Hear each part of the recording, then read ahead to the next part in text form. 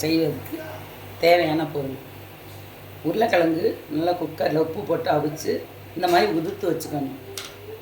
வெங்காயம் 4 வெங்காயம், தக்காளி 2 பழம், 4 பச்சை மிளகாய்,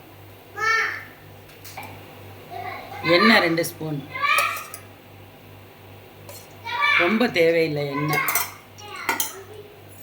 தாளிப்புக்கு கடுகு உளுந்த பருப்பு மட்டும் போடணும்.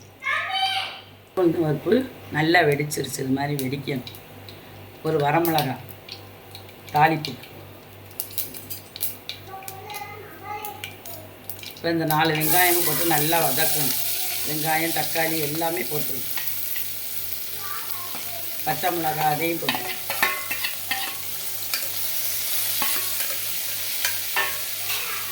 இதிலே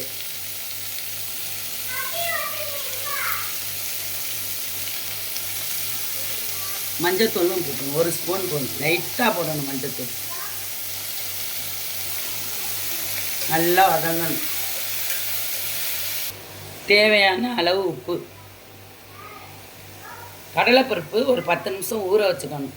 அதை இந்த வெங்காயத்தோடையே போட்டுறணும்.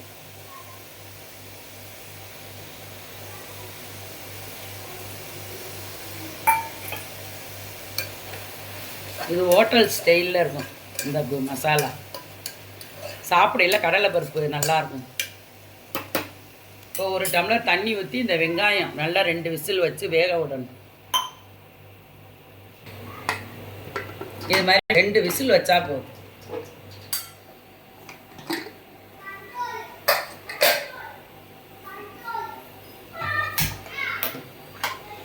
இது மாதிரி வெங்காயம் நல்லா குலைவாக வேகணும்.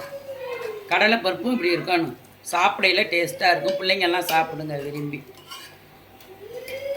இப்போ உருளைக்கிழங்கு இது மாதிரி உதுத்து வச்சுக்கணும். ரொம்ப கரைய விடக்கூடாது. உருளைக்கிழங்கு இது மாதிரி இருக்கணும். அரிசி மாவு வேணால் ஊற்றிக்கலாம். இல்லைன்னா பொட்டுக்கடலை மாவு ஊற்றிக்கலாம் கரைச்சி விட்டு. இல்லைன்னா கடலை மாவும் ஊற்றிக்கலாம். நாங்கள் இப்போ கார்ன்ஃப்ளவர் மாவு தான் ஊற்றுறோம். எது வேணாலும் ஊற்றிக்கலாம்.